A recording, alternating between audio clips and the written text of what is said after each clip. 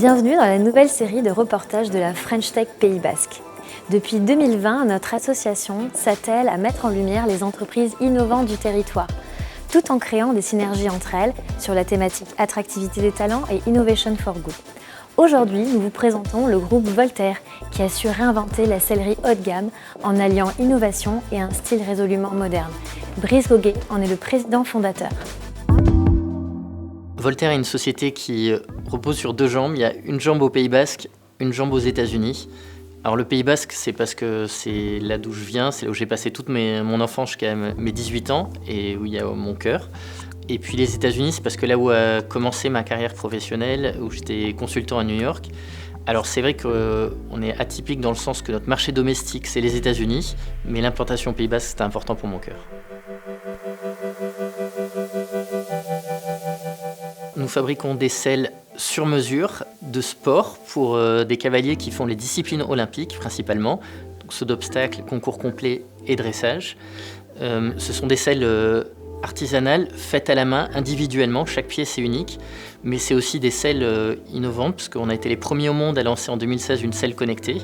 Donc c'est ça qui fait notre spécificité, c'est qu'à la fois nous sommes une entreprise du patrimoine vivant, mais on est aussi membre de la French Tech, et parce que la technologie c'est quelque chose d'important pour nous qu'on essaie d'apporter à ce secteur d'activité. On a créé 3 marques. Voltaire Design, la première marque qu'on a lancée aux États-Unis. Ensuite, Rebelle, qui est une société avec un business model disruptif 100% digital, et en gros tout ce qu'on économise, on le rend aux clients. Et Kita, qui est une place de marché pour la selle d'occasion. Et on a repris 3 marques, Forestier, Pégase et Equisense. En 2016, on a repris Forestier qui était en dépôt de bilan. D'abord parce que c'était un peu un cri du cœur, c'était ma première selle, c'était sentimental et je voulais pas que ça meure. Donc on est allé à une vente aux enchères et puis on a racheté la marque, on a gagné l'enchère et là on s'est dit maintenant c'est la responsabilité, cette marque elle fait partie du patrimoine de l'équitation française. Pierre Durand a été champion olympique avec ses selles, qu'est-ce qu'on va en faire? Ce qui a permis que Forestier se développe bien au-delà de nos espérances, c'est un alignement de plein d'étoiles. D'abord, les personnes qui en interne se sont occupées du projet se sont révélées et sont devenues des maillons forts de l'entreprise. Ensuite, on a repositionné la marque plus haut de gamme, plus technique, plus sport. Innover dans un milieu très artisanal, pour moi, c'est pas un pari, au contraire, ce serait un danger de ne pas innover. L'innovation, c'est au cœur de notre stratégie. C'est pour ça qu'on a déposé des brevets, qu'on a un assez gros département recherche et développement et un nombre d'ingénieurs assez considérable pour la taille de l'entreprise qu'on est.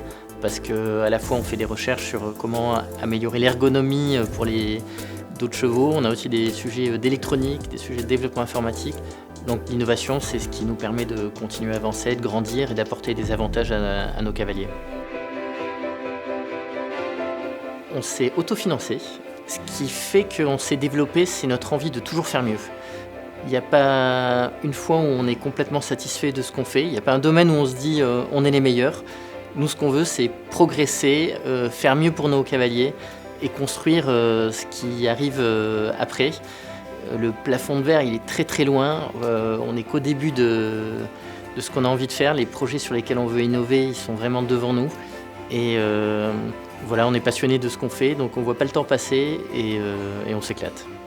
Nos différents axes, c'est un axe technologique. Par exemple, on a des projets sur la blockchain liés à la selle pour très prochainement en 2022. C'est toujours travailler sur l'ergonomie de nos produits pour les rendre plus adaptés pour les cavaliers et les chevaux. Et puis c'est aussi comment être une entreprise toujours meilleure, à la fois pour ses équipes, mais aussi pour avoir une contribution positive autour de nous. C'est vrai que depuis 2010, on a des engagements assez forts depuis la création à travers notre programme une selle achetée égale une plante offerte ou un partenariat avec l'association caritative Just World pour l'égalité des chances. Donc c'est des sujets qui nous tiennent à cœur et sur lesquels on veut continuer à creuser pour aller plus loin. Nous sommes toujours en recrutement. On a toujours une bonne dizaine de postes ouverts en ce moment. Venez chez nous, il y a des chiens, il y a des bureaux sympas, on a vu sur la montagne et les équipes sont top. Et si vous avez envie de créer des nouvelles choses pour les cavaliers, vivre au Pays Basque, venez à notre rencontre et on en discutera. Merci Brice d'être venu au Connecteur à Biarritz pour cette interview et pour ton accueil au siège de la société, basé sur la Technopole Iserbel à Bidart. Pour celles et ceux qui souhaitent en savoir plus sur le parcours professionnel de Brice Coguet, je vous invite à découvrir notre tout nouveau podcast, Les leaders inspirants de la French Tech Pays Basque, disponible dès à présent sur toutes les plateformes en ligne comme Deezer, Spotify, etc. Et on reste connecté via nos réseaux sociaux, dont vous trouverez les liens juste en dessous. Merci et à bientôt.